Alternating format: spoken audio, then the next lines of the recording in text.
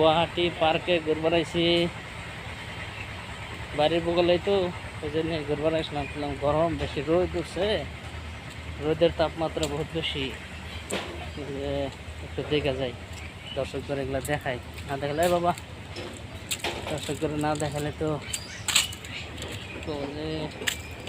ভাই খালি ভিডিও বানায়, ঘরে দেখায় না, কী কী জায়গায় যায় দেখায় না। ভালো একটা জায়গা দেখালাম আর কি।